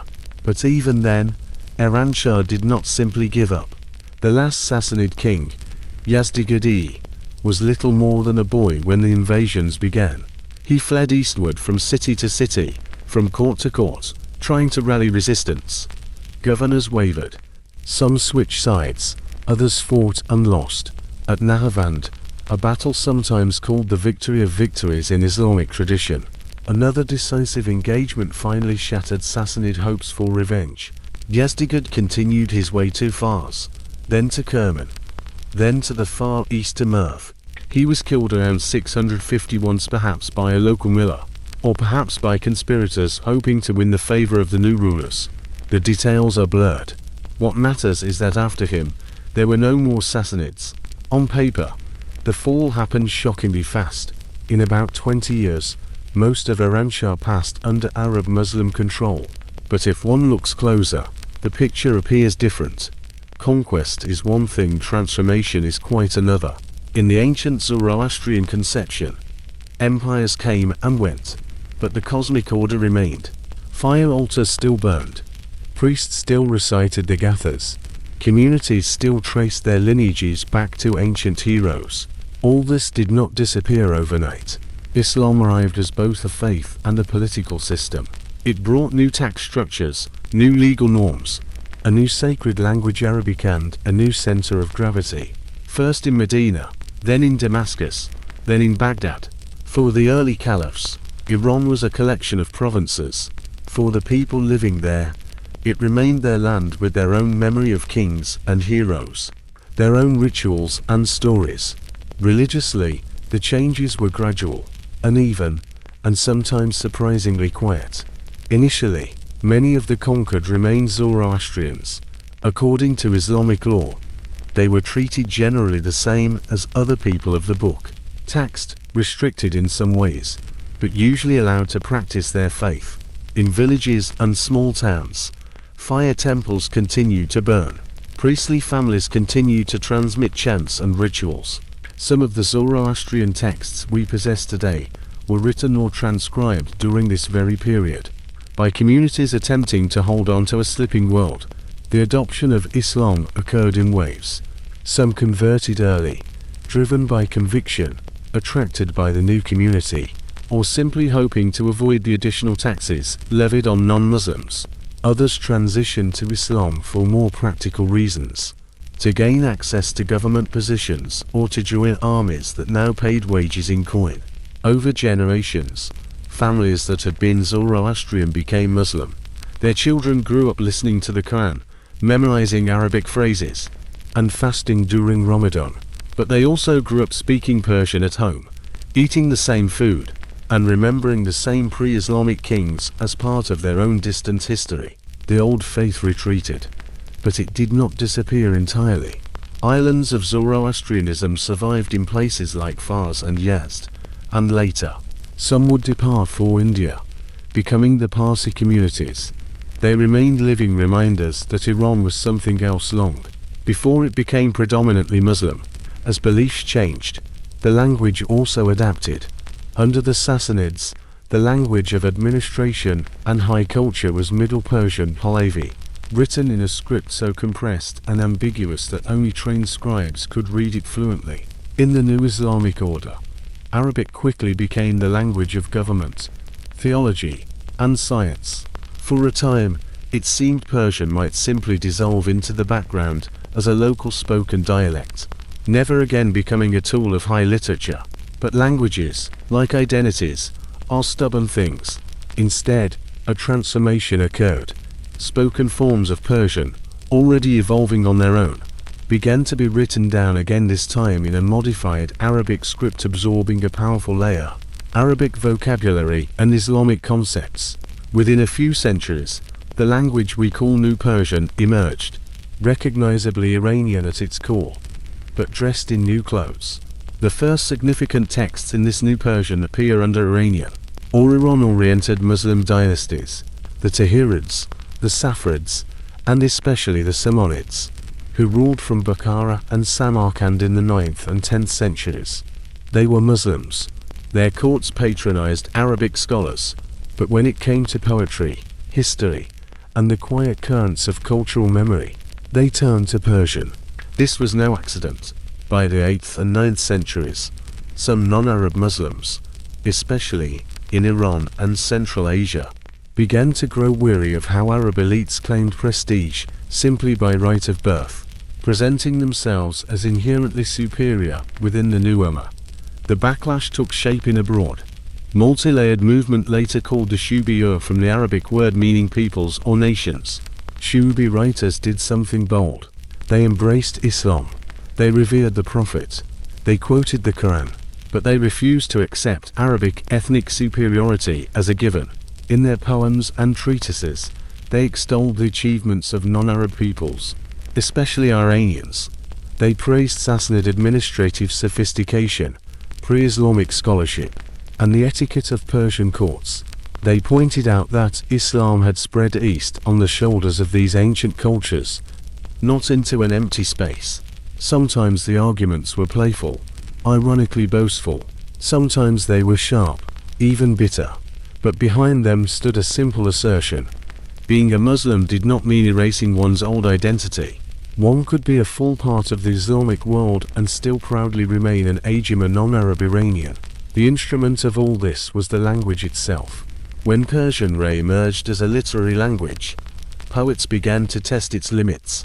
Could it carry the same philosophical weight as Arabic? Could it sing, argue, mourn, and praise with the same depth? At the end of the 10th century, one poet set himself a particularly daring task. His name was Abolkasem Ferdowsi, and he was from Tis in northeastern Iran. He decided to take the scattered corpus of Iranian myths, legends, and royal annals stories preserved in Middle Persian prose, in oral epics performed by minstrels, and in half-forgotten chronicles and weave them into one massive poem in New Persian. He called it the Shahnameh, the Book of Kings. It took him decades. Around 1010s, he completed a work of about 60,000 couplets, making it one of the longest epic poems in the world. In its pages, kings are world makers, heroes are dragon slayers, tragic princes, wise viziers, and flawed rulers all act against the backdrop of a land called Iran, eternally struggling with its neighbors, especially Tehran to the northeast. Ferdowsi made a conscious stylistic choice. He kept the number of Arabic loanwords to a minimum, drawing from the native resources of the Persian language, reviving old terms, and creating new compound words. He did not reject Islam. He was a Muslim himself, but he proved that the Persian language could independently carry the weight of an entire civilizational memory. An 11th century listener reading the Shahnameh could feel something remarkable. The history of Iran did not begin with Islam, nor did it end with the Sassanids. It stretched back into semi-mythical antiquity and forward into their own time, like an unbreakable thread. It is hard to overestimate how influential this was under the Samanids in the east, and the Buyids in Iran and Iraq, both dynasties of Iranian origin, who held real power at different moments. While the caliphs in Baghdad retreated into ceremonial roles, the Persian language and Iranian themes flooded back into political life. Court titles, coin inscriptions, architectural programs, and historical chronicles, everything began to speak more openly of Iran and Iran Shah. Again, even when the Friday sermons invoked Allah and His Prophet, an Iranian general might lead Muslim armies, an Iranian vizier might manage a vast caliphate, an Iranian poet could sit at a Muslim court and recite tales of Rostam, of Jamshid, of the fall of Zohak, and receive a generous reward for it. The old names and the new faith learned to coexist. Arab tribes conquered the Sassanid Empire. Islam struck deep roots in Iranian soil. The Arabic language filled Persian with new words and concepts. And yet, beneath it all, the sense of belonging to Iran, to a land with its own heroes, its own memories, its own language did not dissolve. It adapted, flowed around obstacles, and found new channels. Empires continued to rise and fall on the plateau. New conquerors would gallop in from the steppes. Turkic warlords, Mongol khans, Timurid princes, all would at some point claim Iran. But when they did, they would inherit something older than their banners. A name, a language, and a history that had already survived one great fall and had not yet finished its journey. The next horsemen did not come from Arabia. They came from the steppe. If you lived on the Iranian plateau in the centuries after Ferdowsi, you might wake up one morning to hear that the army outside your city walls speaks a different language, wears different armor, prays in the same direction, and carries the same book. Turkic-speaking warriors had long been present in the region as slaves, mercenaries, and frontier fighters in both Abbasid and local Iranian armies. Over time, some of these warriors did what ambitious men with weapons often do. They seized power. One of the first great Turkic dynasties to rule a significant part of the Iranian world was the Ghaznavids, centered in Ghazni in modern-day Afghanistan. Their founder, Mahmud of Ghazni, is remembered in different ways: as a plunderer of India, as a builder of mosques and palaces, and as a patron of scholars. Ethnically, he was a Turk raised in a military family, operating in a fully Islamic world. And yet, when he wanted his court to appear as a center of civilization, he did not turn to some new steppe tradition. He hired Persian poets, Ferdowsi himself brought his Shahnameh to Ghazni in hopes of a reward. Other poets, such as Ansari and Farouki, flourished there. The language of the court, the language of praise and history, was Persian. The imagery was Iranian. The kings of Iran, the heroes of Iran, and virtues defined by the memorable past of Iran. This model would only deepen. After the Ghaznavids came the Seljuks, another Turkic dynasty that in the 11th and 12th centuries poured over Iran, Iraq, and Anatolia like a slow tide. On the battlefield, they looked different from previous Iranian rulers. Steppe cavalry, composite bows, and tribal confederations following charismatic sultans. However, on the level of imagination, they entered an already furnished house. They adopted the title of Sultan and recognized the Abbasid Caliph in Baghdad as the source of religious legitimacy. In practice, their administration was staffed by Persian bureaucrats. Their chancellery documents were written in Arabic and Persian, and their cities were governed by people raised in Sassanid and early Islamic Iranian traditions. One of the most famous Seljuk viziers, Nizam al-Mulk, was himself a Persian from the same city as Ferdowsi. His guide to statecraft, the Siyasatnameh, reads like a bridge between worlds. He quotes the Quran and Hadith, but also invokes pre-Islamic Iranian kings as models of just rule. To many observers, it might have seemed that a new synthesis had formed: Turkic military power at the top, Persian administrative intellect below, and the Islamic faith binding it together. Then the sky collapsed. At the beginning of the 13th century, a new force began its movement westward from the eastern steppes. The Mongols, united by a man whom sources call Temujin, better known as Genghis Khan. By the time Mongol scouts appeared on the northeastern borders of the Iranian world, the region was already politically fragmented. The rulers of Khwarezm held most of Iran and Central Asia, often in conflict with neighboring states. Trade routes were bustling, cities were wealthy, and rivalries were intense. The chain of events that unleashed Genghis Khan's fury upon Iran begins in many accounts with a caravan and a diplomatic incident.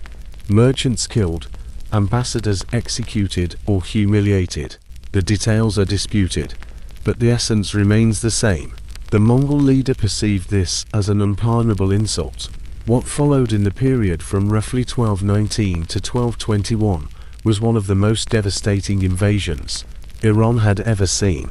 Mongol armies, moving with terrifying speed and coordination, descended upon major cities: Bukhara, Samarkand, Nishapur, Herat, Merv, and others. Contemporaries report massacres on a scale difficult to comprehend. Streets piled with bodies, irrigation systems destroyed, libraries burned, fields abandoned. Modern historians argue over the exact numbers. Medieval chroniclers, in a state of shock, often speak in absolute terms. Entire nations exterminated, cities emptied. What almost all agree on is that the demographic and economic toll was catastrophic. Some regions took generations to recover, others never fully recovered at all. For a moment, it might have seemed that not just dynasties, but the culture itself had been broken. Yet, something familiar began to happen. The Mongols who ruled the western part of the empire sector, known as the Ilkhanate, with centers in Iran and neighboring lands, did not remain strangers forever. Initially, the Ilkhans were emphatically Mongol rulers over a conquered, predominantly Muslim population. They followed steppe law, consulted with Mongol shamans as well as Buddhist and Christian advisors, and treated Iran as a source of revenue and pasture. But governing a complex, literate society requires more than horse archers. Gradually, the rulers of the Ilkhanate began to enlist local specialists. They hired Persian administrators to manage taxes, cities, and long-distance trade. They relied on local scholars to interpret Islamic law when convenient, and to explain Iranian customs when useful. By the end of the 13th and beginning of the 14th century, the Ilkhans themselves began to embrace Islam. Ghazan Khan, who ruled from 1295 to 1304, is particularly famous for this turn. Under him and his successors, A consciously Islamic and increasingly Iran-oriented court culture emerged.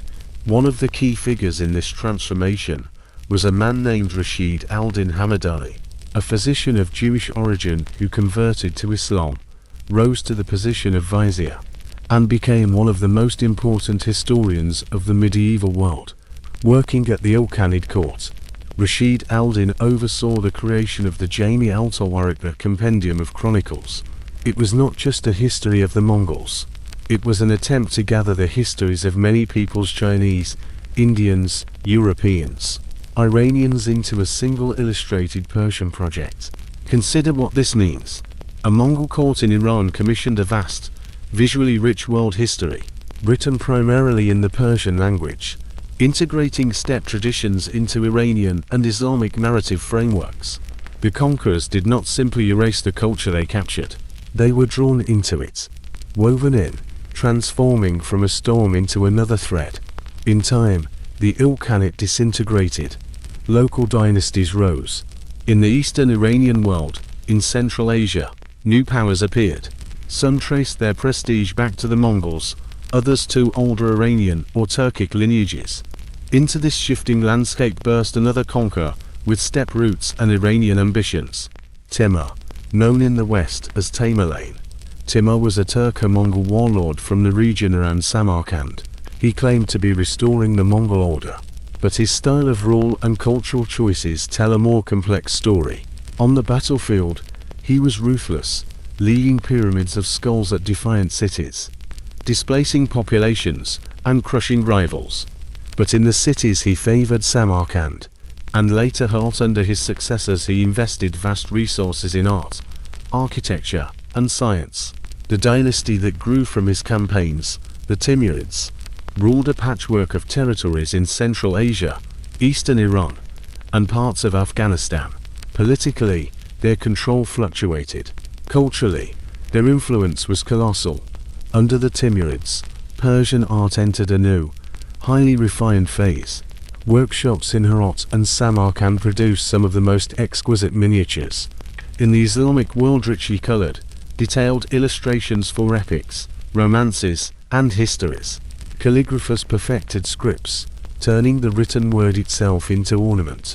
Architects erected tiled madrasas, mausoleums, and mosques that still define the appearance of these cities today. The language of high culture at these courts was Persian. The stories they illustrated were often drawn from Iranian classics, such as the Shahnameh. Poets like Jami wrote in Persian, drawing on the mystical heritage of predecessors such as Rumi and Hafiz, whose ghazals had already woven love, longing, and metaphysical reflection into a unique Persian Islamic voice. Samarkand and Herat, geographically located beyond what we now consider the borders of Iran, functioned in many respects as Iranian cultural capitals. Their elites saw themselves as heirs to Iranian kingship, even if their lineages led to the steppe. Herein lies one of the quiet paradoxes of those centuries. On maps, Iran might have disappeared, divided among Ghaznavids, Seljuks, Khwarezmshahs, Mongols, Timurids, and countless local dynasts. In mines and manuscripts, it did not disappear.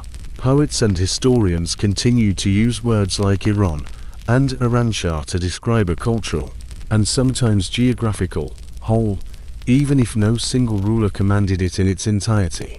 The line between Iran and neighboring lands, such as Turan or Hind, might be blurred on the ground, but in epics and chronicles, the idea remained coherent. A Turkic sultan could sit on a throne in Isfahan and commission a copy of Ferdowsi's Shahnameh, where he himself would be depicted in the margins as a new kind of Iranian king. A Khan of Mongol origin in Tabriz could commission historical works that placed his people's history within an Iranian and Islamic timeline. A Timurid prince in Herat could patronize scholars writing about Iran's past dynasties, as if he were their natural successor. Conquerors came and went. They burned cities, rebuilt them, renamed them. Their own languages Turkic, Mongol left a mark on the region. But for matters of governance, memory, and the imagination of greatness, they almost all turned to Persian. They entered the Iranian house and, unintentionally, began to speak its language. By the end of the 15th century, the steppe and the plateau were closely intertwined. Turkic tribal confederations roamed the borders of what we would now call Iran. Persian cities shone with scholarship. Sufi order spread throughout the region, linking distant communities through shared rituals and saints. Beneath shifting banners, a familiar question began to ripen. If so many foreign dynasties could wear Iranian culture like a garment, could a dynasty emerge that would claim the land itself, and not just the throne? At the center of this process was a shrine, a line of spiritual mentors, and a growing circle of followers devoted to a holy man named Safi ad-Din. For generations, the sheikhs of the Safaviya order preached, taught, and quietly accumulated influence. Their disciples came from the surrounding Turkic-speaking tribes, fiercely loyal and easily mobilized. They mixed mystical piety with a drive for battle. In time, these followers became known as the Kizilbash red-headed because of their characteristic red caps, with 12 folds, each symbolizing one of the 12 Shiite imams. From this fusion of Sufi piety and tribal militancy, a boy named Ismail was born in 1487. By the time he was a teenager, his world had become violent. Family members were killed, the order was persecuted, and the young sheikh was forced into hiding. He spent years moving between mountain fortresses and remote refuges. He was always guarded by Kizilbash warriors who believed he was more than just a leader. For many of them, he was a messianic figure, the chosen one who would overturn the old order. At the age of 13, Ismail descended from the mountains. This scene is easy to imagine, even if the details in the sources are blurred. A boy with burning eyes, banners flapping in the wind, tribal warriors circling around him. His enemies, local rulers who had tried to crush the Safaviya order, underestimated him. They did not make that mistake twice.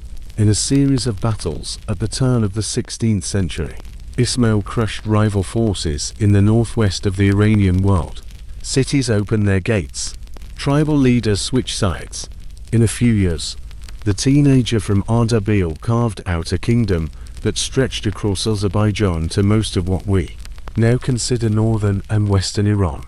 In 1501, he entered Tabriz, one of the region's greatest cities, and was crowned. This moment is often taken as the formal beginning of the Safavid dynasty. It was something more than just another coronation. For the first time in centuries, a ruler established on the Iranian plateau set out to weld most of its lands into a single, consciously defined political unit.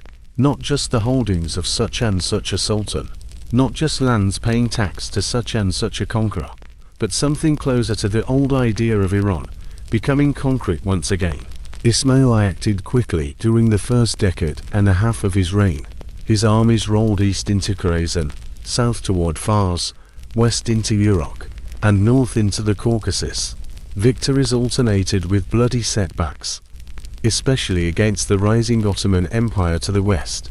But step by step, the mosaic of post-Timurid principalities on the plateau was hammered into something approaching unity. If you looked at a map around 1520, you would see the shape beginning to emerge. It would not match modern borders exactly, but it would be close enough to seem familiar. Political Iran was being reborn. Yet the Safavid project was not just about geography. Ismail made a decision that has defined Iran's identity to this day. Until that moment, most of the Islamic world, including most of the Iranian plateau, was Sunni. Shiite communities existed, some quite influential, but they were a minority, scattered and often persecuted. The Safaviya Sufi order had for generations been moving closer and closer to Shiism, weaving the veneration of the 12 imams into its service. Ismail took the final step. He declared 12 as Shiism, the official state religion in his realm. This was not a soft, gradual transition. It was abrupt, and at times, violent. Sunni scholars were pressured to convert, were exiled, or in some cases, killed. Public rituals changed. New prayers were recited in mosques. In sermons, the Sunni caliphs whom previous dynasties had praised were condemned.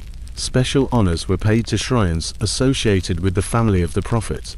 In cities and villages across the plateau, the religious landscape tilted. What had been one sect among many now became the official orthodoxy of a kingdom, calling itself the heir to Iran's past. At the same time, in the West, the Ottoman Empire was strengthening its own Sunni identity. Between them, a line began to harden not just of armies and fortresses, but of doctrines and memory. Iran under the Safavids was becoming Shiite in a way that forever separated it from most of its neighbors. The process took generations. In some regions, local customs resisted for a long time. In others, the veneration of the imams found fertile ground.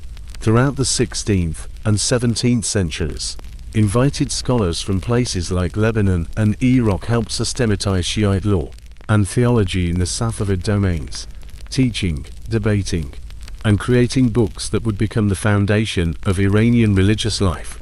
By the time the dust settled, Iran had become something new, an imperial state with a Shiite majority and the Persian language, surrounded by predominantly Sunni powers. Religion was only one part of the Safavid story. To feel what their Iran was like at its peak, you need to walk slowly in your imagination through the city that became their greatest stage. Isfahan, under Shah Abbas the Great, who ascended the throne at the end of the 16th century. The Safavid state reached its political and cultural zenith. Abbas moved the capital to Isfahan and set about transforming it into a masterpiece. Imagine entering the vast Naqshi Jahan Square image of the world. On one side is the Shah Mosque, its dome a sea of blue tile catching the light. On the other is the Sheikh Lotfolla Mosque, more intimate, its interior patterned like the inside of a seashell. Along the edges, bazaars spill out. Carpets, silks, spices, books, calligraphy. Bridges with elegant arches stretch across the Zayandrud River, creating spaces where poets recite verses and merchants converse in many languages. Armenian Christians in the suburb of New Julfa maintain their churches and trade networks. Indian, Ottoman, Venetian, and Portuguese merchants haggle in caravanserai. Workshops produce intricate metalwork, ceramics, and miniatures that travel far beyond Iran. To many visitors, Isfahan seemed like the whole world. It is no wonder that later Persians began to call it Nesfi Jahan, half the world. In the chancellery offices behind these glittering facades, something else was happening, quieter, but no less important to our story. Safavid rulers and bureaucrats thought and wrote about their state as Iran. In their letters, treaties, and internal documents, terms like Mamluk-i Iran, the domains of Iran, and Mulk-i Iran, the kingdom of Iran, appear alongside older, more familiar names like Persia, Fars, and regional titles. They drew upon Sassanid memories, Islamic era chronicles, and epic literature to present their kingdom as the latest incarnation of the ancient Iranian state. In other words, they were not just governing a territory, they were reviving an idea. Internally, the word Iran had a clear resonance: geographical, cultural, historical. But externally, the old model persisted. European diplomats, merchants, and cartographers continued to speak of Persia. They met with the Persian king, traded in Persian carpets, and wrote home about Persian court ceremonies. In Latin, Italian, French, and later English texts, the classical name was used, tracing back to the Achaemenids and Greek historians.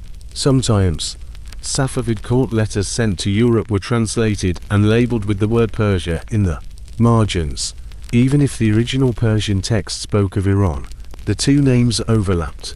Inside the house, people knew they were in Iran. Outside, visitors continued to call it Persia. This dual identity solidified over centuries of Safavid rule. Iran in the Persian language became the language of self-understanding, history, poetry, and law. Persian European languages became the label circulating on maps and in encyclopedias. By the time the Safavid dynasty began to wane in the 18th century, this pattern was deeply rooted. An Iranian might say, "We are the people of Iran," and a European might reply, "Oh yes, the Persians," and both of them would be talking more or less about the same place. Which brings us back to the riddle at the heart of our story. If Iranians under the Safavids and after already considered their land Iran, if their kings used this word in official writings, if their poets and scholars wove it into their works, then what finally convinced the outside world to stop saying Persia and start saying Iran? Who asked? Who agreed? And why did it matter so much in the 20th century, when the land itself and the memories that shaped it were already thousands of years old? To answer this, we need to trace how Iran moved through another era of fragility and reform through the weakness of the chaos, foreign pressure, and the ambitions of a new type of ruler who wanted not only to control Iran, but to rename it in the eyes of the world. By the 19th century, that Safavid world of Isfahan's glowing domes and the confident Mulki Iran had vanished. In its place stood a dynasty that always seemed to be arriving late, the Khayars. They came to power in the late 1700s after decades of chaos, civil war, and invasions. In one sense, they did something important. They reassembled the fragmented lands of Iran into a single kingdom, but they inherited a world that had changed around them. Europe was no longer sending a handful of merchants and ambassadors, it was sending empires. To the north, the Russian Empire was steadily pushing south through the Caucasus. To the south and east, the British Empire, entrenched in India, was drawing closer through diplomacy, trade, and, when necessary, gunboats. Iran, caught between them, became less a great independent kingdom and more a contested buffer. The Khayar court in Tehran tried to play this game, but the forces were too unequal. In the early 1800s, Iran fought two catastrophic wars with Russia. They ended with two harsh treaties, the Treaty of Gulistan in 1813 and the Treaty of Turkmenchay in 1828. On paper, these were just diplomatic agreements. In reality, they were amputations. Iran lost almost all of its Caucasian territories. Georgia, most of modern-day Azerbaijan, parts of Armenia, and Dagestan. Lands that for centuries had been linked to the Iranian cultural and political sphere vanished, swallowed by the Russian Empire. For many Iranians, this was more than a military defeat. It was a humiliation that burned into memory, a sign that the old balance of power was gone. Meanwhile, Britain was nibbling at the edges of Iran from the Persian Gulf and India, securing trade privileges, influencing court politics, and demanding concessions. When the Khayars needed money, they turned to foreign loans. These loans came with harsh conditions: control over customs revenues, monopolies on tobacco, oil, and other resources. Within the country, resentment simmered. One can imagine the mood in the Tehran bazaars and provincial towns. Clerics, merchants, officials, and petty nobility watched foreign advisors enter and exit ministries, and heard of a new concession, a new tax, a new indignity. The word Iran still lived in poetry and prayers, but the reality of Iran seemed smaller and more constricted. In 1890, a royal concession gave a British company control over all tobacco trade.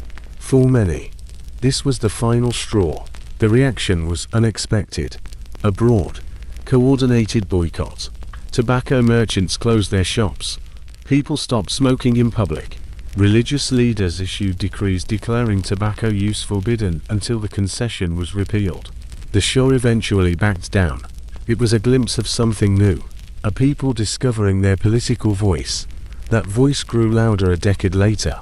In 1905, anger over foreign influence, government corruption, and economic hardship sparked protests that escalated into the constitutional revolution. Merchants sought refuge in mosques. The clergy delivered fiery sermons. Students and intellectuals distributed pamphlets. Crowds demanded not just a change in course, but a change in the rules themselves.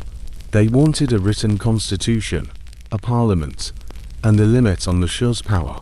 By 1906, under heavy pressure, Mozaffar ad-Din Shah agreed to establish the Majlis, a national assembly, and adopt a constitution. For the first time, modern political language entered Iranian public life. Nation, law, rights. Newspapers discussed the future of Melati Iran, the Iranian nation. The revolution was difficult. It faced internal divisions, monarchist backlash, and foreign intervention. At times, the Majlis was shelled, and its supporters were exiled or killed. But something fundamental had changed. Iran ceased to be merely the possession of a king. More and more people began to think of it as a nation that should govern itself. From this turbulence, a new figure stepped onto the stage, a military leader with a vision of national salvation. His name was Reza Khan. In February 1921, while Britain and Russia were recovering from wars and revolutions, Reza Khan led the troops of the Cossack Brigade into Tehran. The coup was relatively bloodless but decisive. Within days, he established control over the capital. Initially, he ruled from the shadows, being the real power behind a weak Qajar Shah. But his ambitions were greater than just the role of a commander. He became Minister of War, then Prime Minister, and in 1925, with the support of many Majlis deputies tired of Qajar weakness, and intrigued by his promise of order, he deposed the last Qajar Shah and crowned himself as Reza Shah Pahlavi. The dynasty had changed. So did the pace of reform. Reza Shah looked to the west, specifically to one example, Mustafa Kemal Atatürk's Turkey. Just across the border, another former imperial land was rapidly being secularized, centralized, and rebranded as a modern nation-state. Reza Shah wanted something similar for Iran. He enacted a whirlwind of modernization measures. The state built railways, including the Trans-Iranian Railway, connecting the Caspian Sea to the Persian Gulf. Roads and telegraphs linked the country in a way previous dynasties could only dream of. Secular schools expanded, and new universities were founded.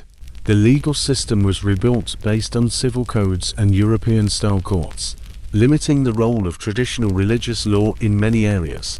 The army was reorganized, conscription introduced, and uniforms standardized. Even clothing became a political matter. In the 1930s, Reza Shah's government encouraged, and then forced, changes in dress. Men were made to abandon traditional robes and turbans in favor of Western-style suits and hats. Pressure was placed on women to remove the chador in some cases. Wearing the chador in public was explicitly banned. For some urban families, this felt like liberation. For others, it was a shocking intrusion into private and religious life. Behind all this stood another project, the deliberate revival of pre-Islamic Iranian identity. State historians, archaeologists, and artists were encouraged to glorify the Achaemenids, the Sassanids, and the ancient idea of Eran Shah. Persepolis was cleared and restored. School textbooks praised Cyrus the Great and Darius. The very name Pahlavi, which Reza Shah chose for his dynasty, echoed the term Pahlavi, denoting the Middle Persian language of the Sassanid era. The message was clear. Iran is not just an Islamic kingdom. It is the heir to a much more ancient and majestic civilization. Inside the country, the word Iran had long been familiar.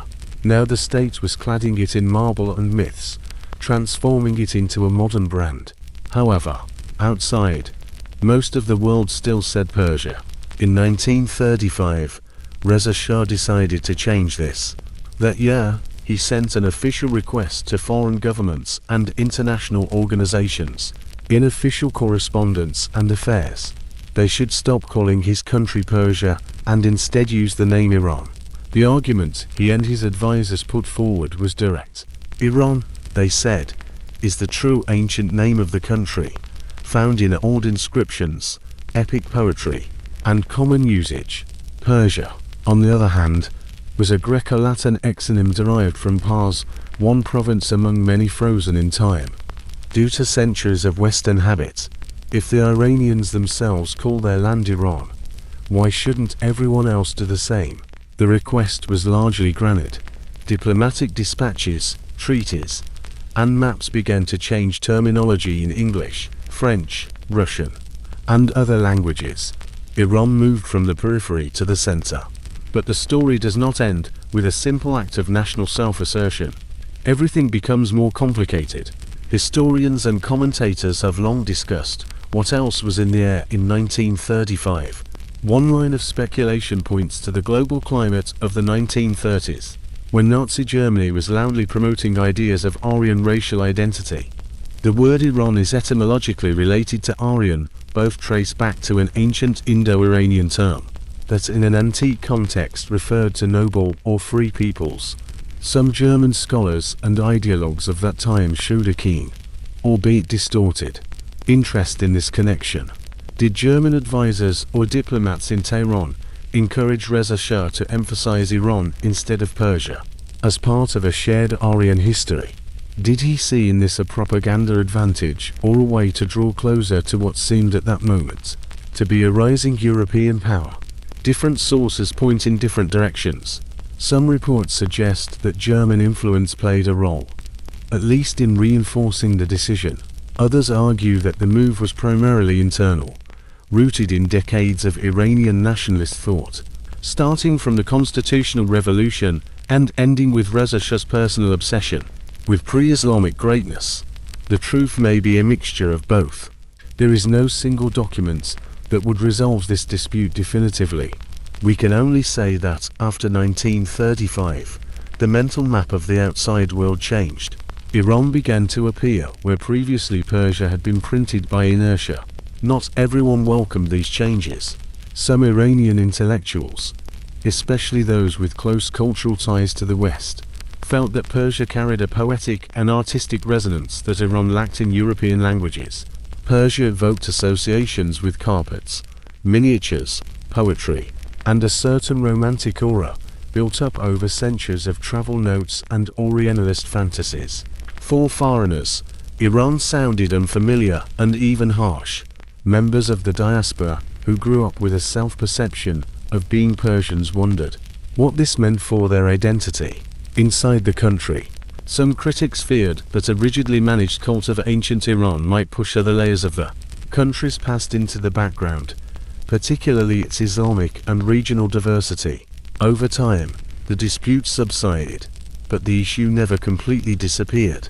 In 1959, Reza Shah's son and successor, Mohammad Reza, tried to smooth over the edges. He announced that, in foreign languages, both names of the country, both Iran and Persia, were permissible. It was a gesture of flexibility, an attempt to acknowledge nostalgia and habit. But history has inertia. By that time, international institutions, diplomatic protocols, and maps had mostly solidified the name Iran. The name took root, and in a sense, the circle closed. The word that had traveled from the epics of Ferdowsi and the inscriptions of Sassanid kings, through the chancelleries of the Safavids and the debates of the Khoyars, finally stepped into the full light of the world spotlight, not because the land changed overnight, but because a modern state, in a moment of anxiety and ambition, insisted that the world call it by the name it had been whispering to itself all this time. Persia did not disappear. It survived in language: Persian carpets, Persian cats, Persian literature, and in the way many Iranians still describe their culture abroad. But in passports, at the United Nations, and in headlines running across screens in the night, a more ancient, revived word appears: Iran. In reality, something quieter and stranger happened. The name that was there from the very beginning, buried in epic poetry, carved in stone by Sassanid kings, whispered in village prayers and court letters, finally rose to the surface of world maps. Iran did not arrive, it surfaced. For more than 2,500 years, foreigners were accustomed to seeing this land through one narrow window. Persia, the domain of one province, one people, one chapter of a much longer book. But under this label, the old word never went away.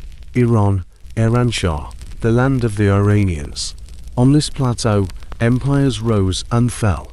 Medes, Achaemenids, Seleucids, Parthians, Sassanids, Arab caliphates, Turkic sultanates, Mongol ilkhans, Timurid courts, Safavid shahs, Khoyar princes, Pahlavi reformers. Each came with their own banners, their own titles, their own dreams of order. Each in their own way tried to redefine the meaning of Iran. And yet, through all these upheavals, something persisted. Languages changed, Religions shifted, borders moved like the edges of a tidal pool. But the idea of an Iranian world, a shared history, a shared literary memory, a certain way of weaving poetry and politics, survived conquests, changes of faith, and reinventions. You can see this continuity in strange small details, in the way a Safavid bureaucrat still used words with a Sassanid flavor to describe his king, in the way a Khoar poet could quote Ferdowsi and expect every listener in a coffee house to nod in agreement, in the way a modern schoolboy, opening a textbook in Tehran, can see Cyrus and Dianamoli, Persepolis and Karbala on adjacent pages, as if they had always belonged to the same story. Today, this double life of names continues. Persia lingers in the corners of everyday speech.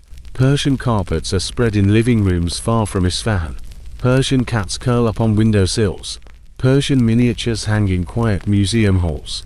The Persian Gulf still glitters on maps and satellite images, its name carrying centuries of dispute and pride.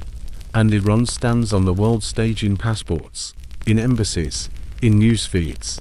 The word that once echoed from ancient rock reliefs now lives in microphones and digital files, spoken with dozens of accents, perceived in 1,000 different ways. Perhaps that is the real lesson of this long journey.